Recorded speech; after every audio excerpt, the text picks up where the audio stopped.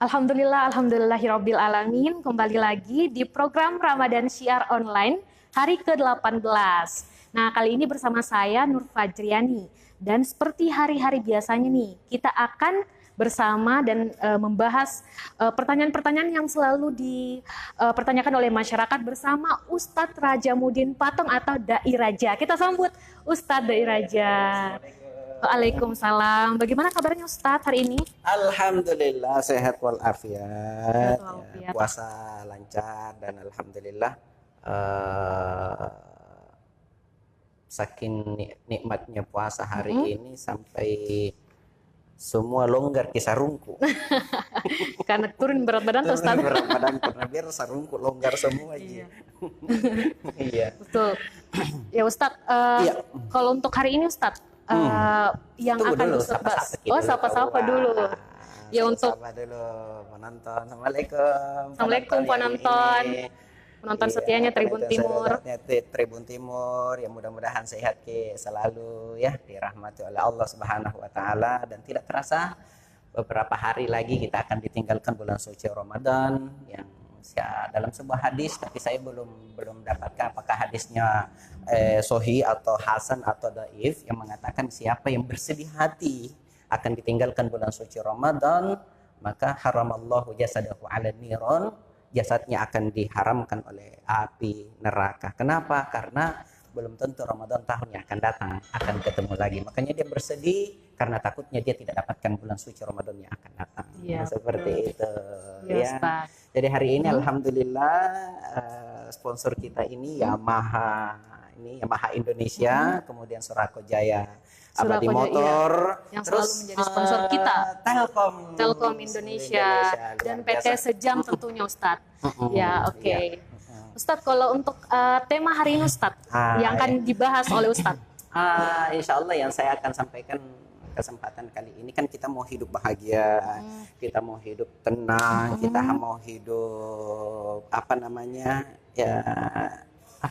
tidak bisa diungkapkan lah dengan kata-kata kebahagiaan itu ya. Tidak bisa dibandingkan dengan harta, tidak bisa disandingkan dengan apapun. Itu kebahagiaan. Apa itu? Bagaimana kita hidup dengan Al-Qur'an. Bagaimana kita hidup bersama Al-Qur'an. Ya. Karena masalahnya seperti ini, kapan kita tidak ikut dengan Al-Qur'an? Karena Al-Qur'an ini adalah pedoman kita.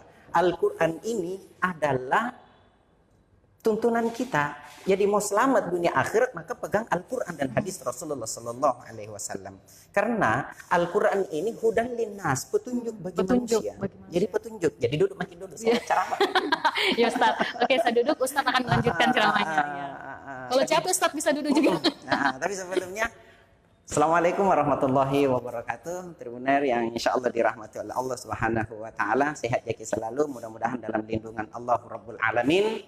Yang saya mau bahas pada kesempatan ini, bagaimana kita hidup dengan bahagia, hidup dengan tenang, hidup dengan ini. Tapi saya minta maaf sebelumnya, kita hidup bersama dengan Al-Quran. Siapa tahu yang memberikan tausiah pada kesempatan kali ini itu belum hidup bersama dengan Al-Quranul Karim. Saya minta maaf yang sebesar-besarnya. Siapa tahu apa yang saya sampaikan ini baru cuma teori, saya mohon maaf yang sebesar-besarnya.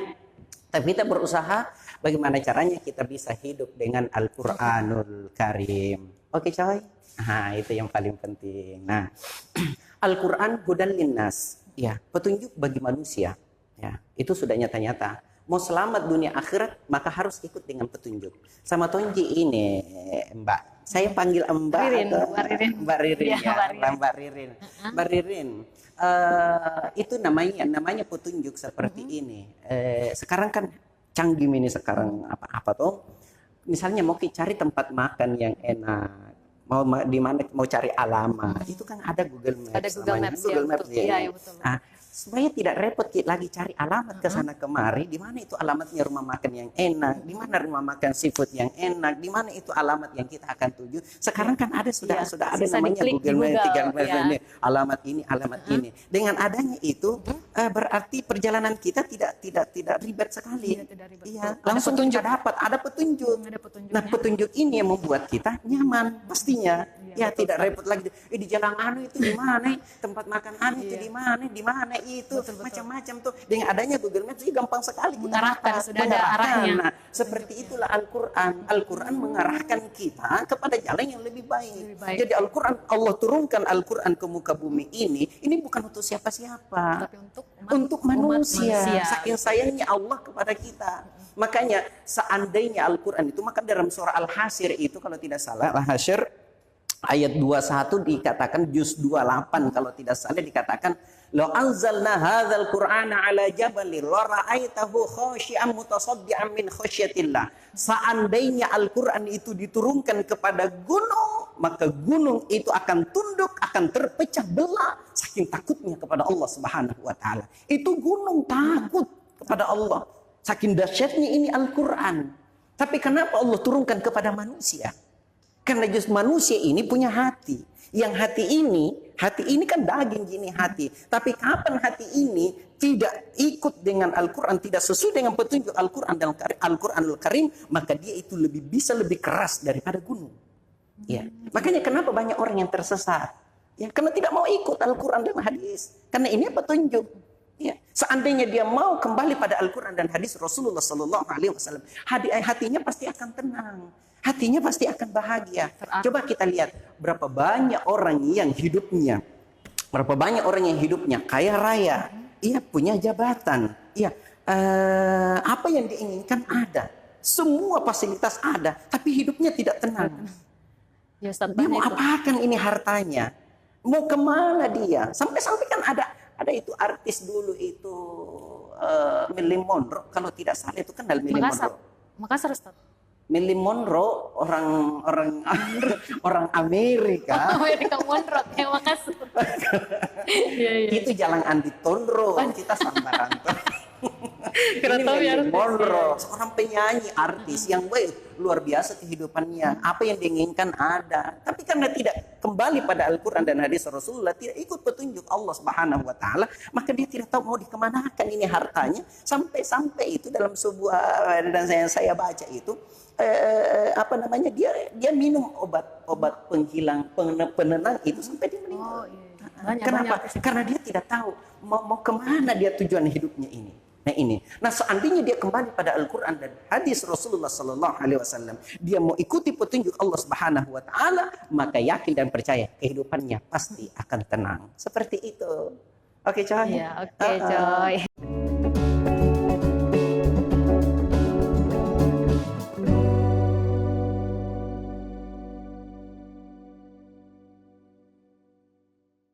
Makanya, ayo kita tiap hari kalau bisa kita harus berinteraksi tiap hari dengan Al-Quranul Karim. Karena begitu enaknya ketika kita berinteraksi tiap hari dengan Al-Quranul Karim.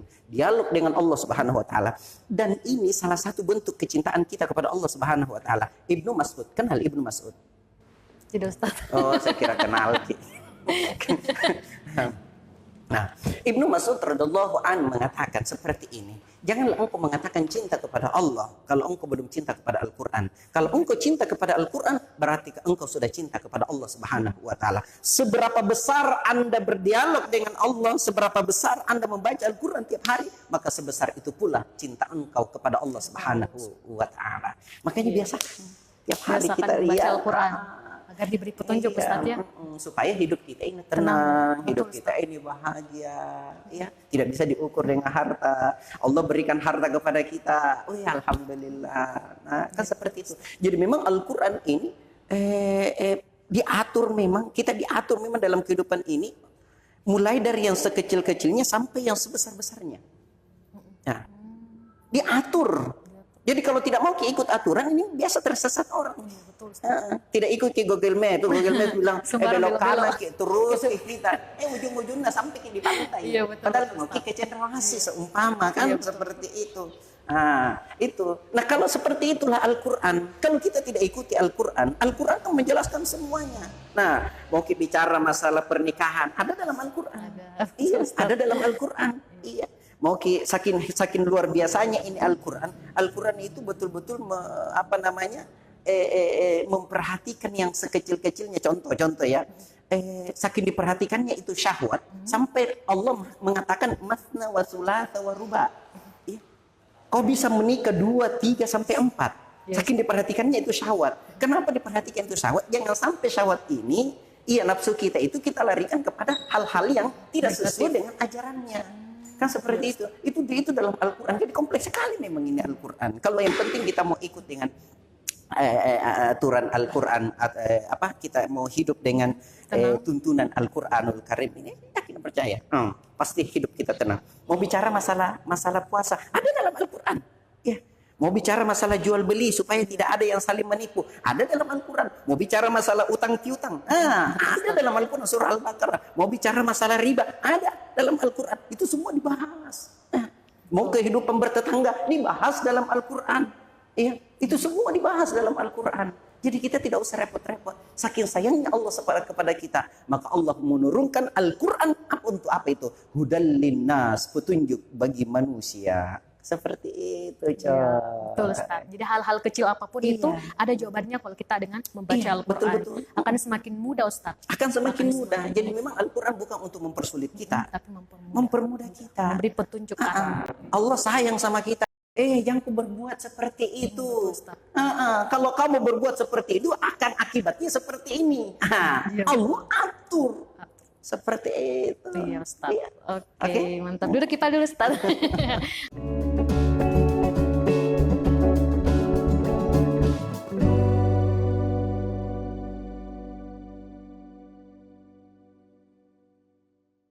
Oke, ya. Oke, selanjutnya kita mau sapa-sapa dulu nih penonton. Banyak nih yang gabung ini, Ustaz. Ya, pertama ini ada Muhammad Dahlan. Assalamualaikum warahmatullahi wabarakatuh. Bandung hadir, Ustaz. Penonton setia. Ya, penonton setia. Halo Dahlan. Nah, selanjutnya ini ada Hasim. Lebih-lebih ini, Ustaz. Tidak pernah itu tiap hari itu. Sehat-sehat. Iya, ada Bang sehat-sehat jika beda, coy. Sehat, coy. Ya. Selanjutnya ada dari Fausan Muhammad. Assalamualaikum, mantap Ustadz. Hostnya yang mantap, Ji. Ya, sebelumnya kan ada Sukma. Nah, sekarang saya gantikan ke Uma. Nah, selanjutnya ada Hamid Hafiz Hasibuan. Assalamualaikum Ustadz. Medan hadir deh. Medan. Ya, Medan. Halo Medan. Nah, terakhir ini ada Ali Imran. Ya. Mantap katanya Ustadz. Dan terakhir ada Muhammad Ahsan Cendrawasi. Cendrawasi tetangga. Ya, tetangga. Ya, buat pemirsa juga di rumah, kalau ada pertanyaan soal bagaimana indahnya hidup bersama Al-Quran, bisa mungkin segera mengetik pertanyaannya di kolom komentar dan nanti akan dijawab sama Ustadz. Nah, tapi sebelum lanjutin Ustadz, ada pertanyaan dari saya sendiri dan beberapa masyarakat ini pertanyaan Ustadz. Nah, kan biasanya ada orang tetap membaca Al-Quran, Ustadz. Diketahui selalu ke masjid, membaca Al-Quran juga, tapi sikapnya ke orang masih kurang baik. Jadi misalnya ada temanku Ustadz, tapi saya tahu, dia ini rajin baca Al-Quran, tamatkan Al-Quran sebulan, 2 bulan sekali, tapi masih, istilahnya Ustadz, masih kurang baik bagi saya, misalnya bagi teman-teman lain kurang baik. Itu penyebabnya apa sih, Ustadz? Oke deh, sip. Makasih banyak, ini luar biasa nih pertanyaannya. Agak gampang-gampang sulit ini. Jadi penonton yang live, yang Tribuners yang insya Allah dirahmati oleh Allah Subhanahu Wa Taala, saya tidak mau menyampaikan bahwa dan akan menghakimi orang bahwa perbuatannya mungkin seperti ini, sifatnya seperti ini. Cuma saya kembalikan pada diri saya sendiri. Kenapa ada orang yang, kenapa misalnya saya ini yang melakukan, yang boleh dikata tiap hari kita baca Quran, tapi kok hati kita kadang tidak tenang, atau akhlak kita masih ini. Iya. Kalau saya kembalikan pada diri saya, mungkin niatnya dia baca Quran apa? Iya. Ini harus innama a'malu binniyat. Segala sesuatu itu dikembalikan pada niat. Karena ada orang yang baca Quran, niatnya bukan karena untuk mendekatkan kepada Allah. Tapi Ustaz, niatnya karena cuma mau cari popularitas saja. Iya. Kan seperti itu. Mau ditahu bilang tamat. Mau tahu bilang hebat. Iya. Makanya di yaumil akhir nanti Rasulullah Sallallahu Alaihi Wasallam mengatakan seperti ini dalam sebuah hadis. Saya tidak tahu siapa yang periwayahnya, perawinya itu mengatakan seperti ini. Di yaumil akhir nanti ada 3 orang yang cepat sekali akan dibangunkan oleh Allah, tapi akan dilemparkan masuk ke dalam neraka. Bangun dan dilemparkan. Dia cepat dibangunkan oleh Allah, tapi dia juga cepat dilemparkan masuk ke dalam neraka. Yang mana itu? Kata Rasulullah Sallallahu Alaihi Wasallam. Pertama, dia rajin bersedekah. Ya. Dia mau dianggap dia sebagai orang dermawan, tapi ujung-ujungnya cuma mau dipuji. Mau dipuji ya. Iya. Yang kita bilang satu tangan kanan memberi, tangan kiri kayak kemarin yang saya sampaikan itu di episode yang ke-15 kalau tidak salah itu, tangan kanan memberi, tangan kiri usahakan tidak tahu. Iya. Artinya apa? Jangan makin mau ditahu. Yang bukan apa namanya konsumsi publik ini yang seperti ini ya. Ini cuman antara kita dengan Allah yang tahu. Mungkin niatnya salah dia. Nah, yang kedua, ada orang yang qori, itu qori pengaji ya, pembaca Al-Qur'an. Ini yang kedua, ini yang cepat dibangunkan oleh Allah, tapi cepat juga dilemparkan masuk ke dalam neraka. Dia pembaca Quran, dilemparkan masuk ke dalam neraka. Kenapa? Karena dia baca Quran bukan karena lillahi ta'ala. Bukan karena lillahi ta'ala. Mungkin karena dia cuma mau ditahu bilang dia sebagai penghafal Quran. Iya, dia cuma mau ditahu bahwa saya ini 30 juz. Sudah tamat 5 kali. Tamat lagi. Bahkan yang lebih parah lagi tadi ini tahu, saya bilang, berapa kali kita tamat Quran ini teman guyonan ini. Bilang, beberapa kali mas saya bilang, beberapa kali mas saya itu temanku suka sekali bercanda. Dia bilang berapa kali kita tamat Quran kita? Dia bilang 3 kali, Quran besar, Quran kecil, dan Quran ngajar. Atau lewat tahu nah. Iya Ustaz, betul. Iya Ustaz. Itu kan banyak yang seperti itu. Cuma mau ditahu bahwa dia itu penghafal Quran. Iya, penghafal Quran. Ada juga yang cuma mau cari popularitas saja, cuma mau dikatakan dia sebagai pengaji, qori nasional, qori inilah dengan suara yang begitu merdu, yang bisa menghipnotis orang. Tapi bukan tujuannya karena Allah. Nah ini dia, makanya kenapa biasa ada orang yang masih apa namanya dia mengaji tapi akhlaknya masih bobrok. Ini yang perlu dipertanyakan, niatnya apa? Jadi kembali lagi ke niat. Kembali ke niat kita. Jadi kalau niat salah, maka yakin dan percaya perbuatan kita juga pasti akan salah. Jalannya kita pasti akan salah. Tapi kalau niat kita lillahi ta'ala, sekedar mau untuk mendekatkan diri kepada Allah Subhanahu wa taala, makanya biasa dikatakan kalau kita kejar dunia, akhirat belum tentu ikut. Tapi kalau kita kejar akhirat, dunia pasti akan ikut. Seperti itu. Niat kita baik, maka yakin dan percaya Allah akan meridai kita. Tapi kalau niat kita tidak baik, maka Allah tidak akan meridai kita. Seperti itu. Kembali lagi ke niat. Jadi niat kita. Ada orang yang memang, makanya itu saya teringat dan saya dengan ceramahnya Ustadz A'agim ketika ada musabaqah tingkat nasional, sampai beliau diberikan amanah untuk memberikan tausiah. Apa yang beliau katakan, ananda semua saudara-saudaraku ikhwan fillah, ayo perbaiki niat kita. Itu kan A'agim lembut sekali caranya ngomong. Pemirsa yang budiman gitu. Iya, betul. Jangan sampai kita baca Al-Qur'an bukan karena lillahi ta'ala. Betul apa betul? Kan seperti itu akhirnya. Iya, betul. Jangan sampai kita membaca Quran, memperbaiki tajwid kita, memperbaiki suara kita, itu cuma mau dapat piala. Piala itu cuma plastik katanya. Jangan sampai kita baca Quran jauh-jauh dari daerah, jauh-jauh dari provinsi, itu cuma mau dapatkan piagam. Piagam itu cuma kertas katanya.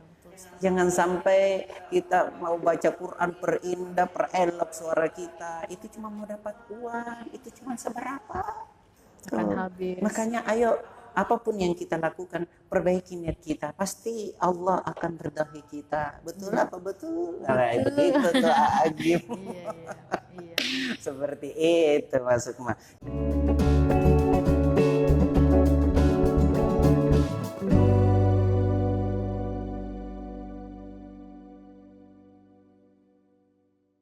Yang kedua, jangan sampai kita tertipu dengan ilmu. Ya, kadang ada orang seperti itu yang tadi, ada orang yang mau mempelajari ilmu agama itu tapi bukan tujuannya karena Allah, cuma mau popularitas saya. Makanya penonton semua, termasuk saya pribadi, itu saya berusaha bagaimana belajar tiap hari, membaca Al-Qur'an tiap hari, mengkaji Al-Qur'an tiap hari. Itu bukan karena saya mau populer, saya mau terkenal, tapi karena saya berusaha bagaimana caranya memperbaiki diri saya, memperbaiki akhlak saya, supaya ke depan kita sama-sama fid dunya hasanah wa fil akhirati hasanah. Seperti betul Ustaz.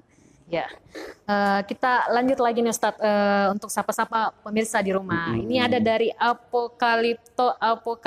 Assalamualaikum Ustadzku. Susah-susah njorin nani sabu. Ya, ada juga Ustadz dari Nasaruddin As'ad. Assalamualaikum Ustadz Dai Raja. Iya, salam warahmatullahi wabarakatuh. Ya.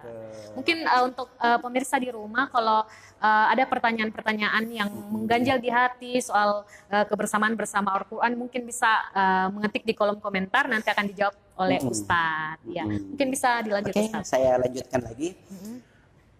Penonton Tribuner yang insya Allah dirahmati oleh Allah Subhanahu wa Ta'ala, makanya supaya kita lebih tenang lagi, ayo kita tiap hari berinteraksi dengan Al-Quran. Ya. Makanya biasa saya sampaikan begini, berapa kali kita buka handphone dalam satu hari? Iya. Minta maaf penonton deh, jangan kita marah, jangan kita tersinggung. Berapa kali kita buka handphone dalam satu hari? Pertanyaan kedua, berapa kali kita buka Al-Quran dalam satu hari? Iya. Ketika kita ditanya, mau enggak ketika kita di akhirat nanti dapat ini masuk dalam sorga, atau jangan kita bilang masuk dalam sorga, siksaan kubur lah. Itu kan kalau sorga masih jauh, nih masih ada alam lagi yang mau dilewati ini. Dua lagi alam kubur dengan alam akhirat. Nah, ketika kita ditanya, mau enggak ketika dikubur nanti kuburan kita terang benderang, ayo interaksi dengan Al-Quran dengan cara kalau di setiap hari kita baca Al-Quran. Bukan banyaknya tiap hari yang kita baca, tapi ayo keistiqomahan kita membaca tiap hari. Ada yang baca satu hari satu juz. Apakah bahasa Inggris nih, Jo? One juz, one more. Oh iya, satu juz satu hari. Ada orang yang itu hatinya tenang karena tiap hari dialog dengan Allah Subhanahu wa Ta'ala. Tiap hari dia membaca Al-Quran. Tuh. Makanya ada salah seorang sahabat itu Usaid Al-Khudri, kalau tidak salah ingat itu, pernah suatu ketika itu tengah malam dia bangun baca Quran. Begitu dia bangun baca Quran, sampai tidak jadi mendirikan sholat karena tiba-tiba itu kudanya mutar. Dia ikat itu kudanya, tiba-tiba itu kuda mutar sampai hampir diinjak anaknya itu Usaid ini. Nah, Usaid ini berhenti baca Qurannya, kemudian tidak jadi sholat. Kenapa tidak jadi sholat? Karena dia takut jangan sampai ini kuda mengamuk.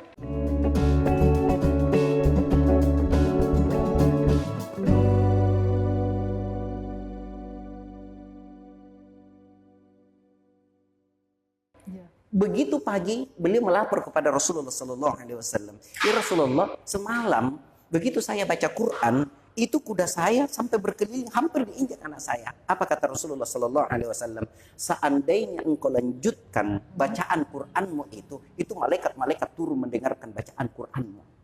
Begitu. Makanya kuda-kuda itu langsung mutah itu karena melihat malaikat turun mendengarkan bacaan Quran kita. Jadi ketika kita baca Quran dalam satu rumah, satu majelis itu malaikat turun mendengarkan bacaan Quran kita. Selesai bacaan Quran, maka malaikat naik ke langit. Allah tanya kepada malaikat, kamu dari mana? Ya Allah, saya dari rumahnya si Fulan bin Fulan mendengarkan orang baca Quran. Apa yang dia minta orang yang baca Quran? Tentunya kan ada yang diminta ketika kita baca Quran. Ya Allah, orang itu yang dia inginkan supaya dia masuk ke dalam sorga. Apa kata Allah? Apa dia pernah lihat sorga? Tidak pernah ya Allah. Bagaimana seandainya pernah lihat sorga? Ya Allah, seandainya orang ini yang rajin baca Quran ini lihat sorga, kira-kira tidak mau berhenti mulutnya baca Quran karena rindunya ingin masuk ke dalam sorga. Apalagi yang diminta orang yang baca Quran? Dia minta ya Allah supaya dijauhkan dari neraka. Apa dia pernah lihat neraka? Tidak pernah ya Allah. Bagaimana seandainya dia pernah lihat neraka? Ya Allah, seandainya pernah lihat neraka, bukan lagi air mata yang dia keluarkan, tapi darah yang dia keluarkan saking takutnya masuk ke dalam neraka. Itu pertanyaannya Allah.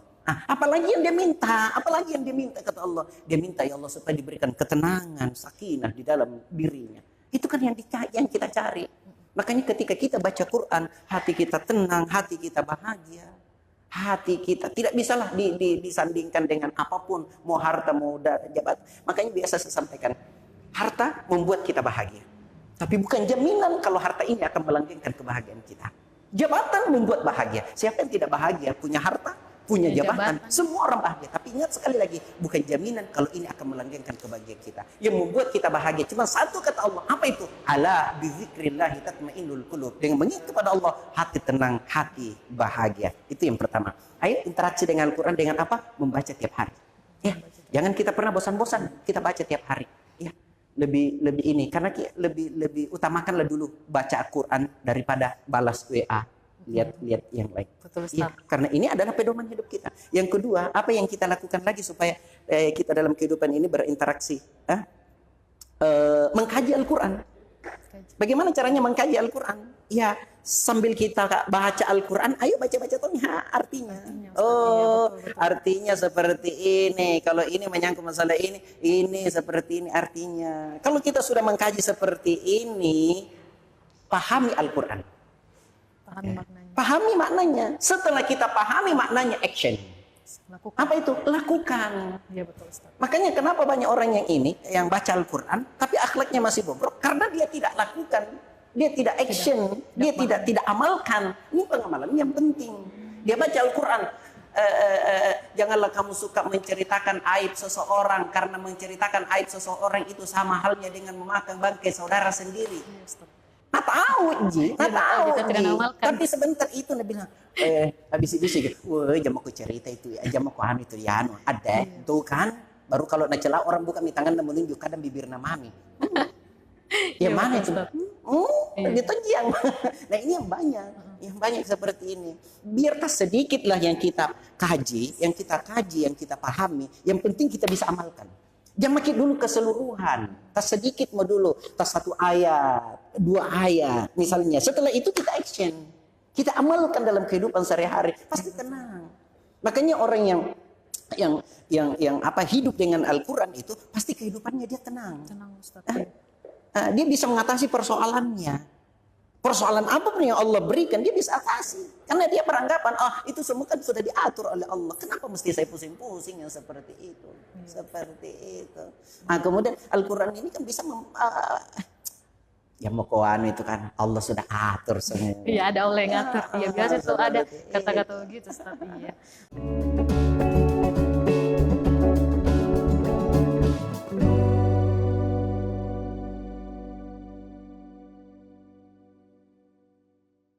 Ustadz, selanjutnya nih ada pertanyaan-pertanyaan ini, Ustadz. Ada dari Sukmawati Ibrahim, Ustadz.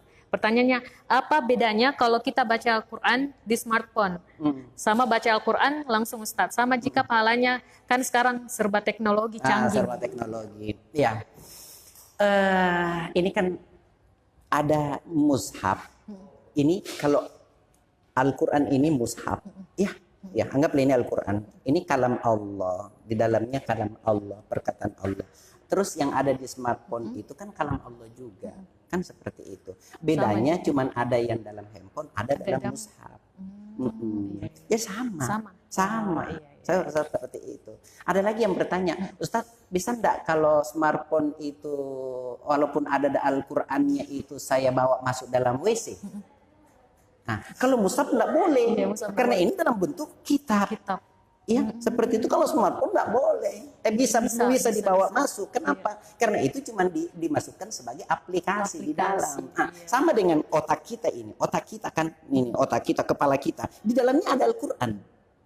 Di dalamnya ada Al-Quran kan, walaupun itu kul saja, kul Allahu ahad, kul a'udzu birabbin nas, kul a'udzu birabbil falaq, kan ya seperti itu ya. Ada Al-Quran di dalamnya, walaupun itu Al-Fatihah. Apa saya harus simpan kepala aku baru masuk di WC? Badannya masuk, kepala simpan masuk. Kira-kira lari semua orang yang ada dalam WC nah bilang ada. Kan seperti itu. Jadi artinya jangan kita jangan kita kaku mendapat satu yang seperti ini. Ayo walaupun di smartphone, ayo baca Al-Quran lah. Seperti itu. Tapi lebih bagusnya lagi kalau kita mushaf. Saya minta maaf, bukan saya ini, tapi saya tidak pernah lepas itu dengan mushaf. Saya tidak pernah lepas dengan mushaf karena saya lebih senang baca di mushaf daripada di smartphone. Smartphone. Jadi untuk jawabannya Kak Sukma tentu bisa. Sama-sama pahalanya juga tidak ada perbandingan pahala. Iya. Oke, selanjutnya nih Ustadz, ada pertanyaan lagi dari Muhammad Dahlan. Assalamualaikum warahmatullahi wabarakatuh Ustadz. Ya. Apakah ada cara lain yang lebih efektif mengajak seseorang untuk mengaji selain memanggil atau menyuruh? Soalnya saya ada teman, jangankan diajak, disuruh mengaji pun tidak mau. Caranya tahu Ustadz? Jadi caranya begini, perbaiki dulu niat kita ngajak, ya perbaiki. Kalau niat kita mengajak karena memang lillahi ta'ala, insya Allah cepat atau lambat dia akan ikut. Yang kedua, ayo doakan. Doakan. Oh, Iya, kalau sudah diajak seperti itu belum juga dia mau, ayo doakan. Ya, karena kita tidak tahu dari bibir mana doa dijawab oleh Allah. Iya, betul, Iya. Makanya itu saya kalau lihat ada orang yang misalnya perbuatannya yang tidak baik atau apa, saya tidak pernah mau mencela dia, tidak pernah saya memaki-maki dia, tidak pernah. Karena saya bilang belum dapat hidayah. Kalau dia sudah dapat hidayah orang yang seperti ini, yakin dan percaya kadang ibadahnya dia jauh lebih bagus daripada macam saya ini. Iya. Kenapa? Karena banyak sekali yang saya lihat. Iya. Ada orang yang setiap hari teler. Iya, tiap hari teler. Apa yang aku bilang, ya Allah yang maha membolak-balikkan hati manusia. Bolak-balikkan hatinya ya Allah, gerakan hatinya ya Allah supaya dia mau sujud kepadamu ya Allah. Alhamdulillah 2 minggu kemudian saya datang ke rumahnya, ibadahnya mantap. Kadang orang yang seperti ini yang baru mendapatkan hidayah dia itu kadang ibadahnya jauh lebih bagus daripada yang macam saya. Ini buktinya nih, dia tahajudnya luar biasa. Salat duhanya, baca Qur'annya, walaupun baca Qur'annya tersendat-sendat.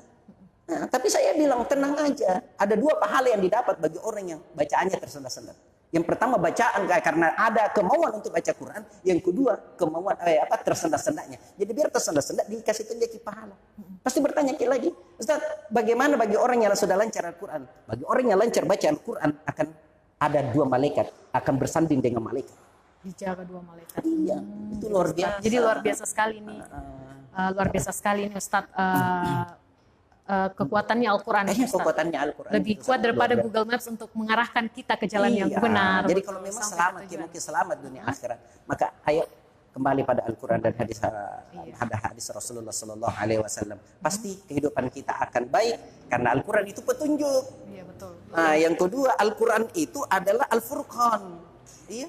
Apa itu Al-Furqan? Ini dalam surah Al-Furqan ayat 1 itu. Tabarakalladzi biadi apa dalam Al-Quran itu dikatakan tabarakalladzi nazzalal furqana ala abdihi.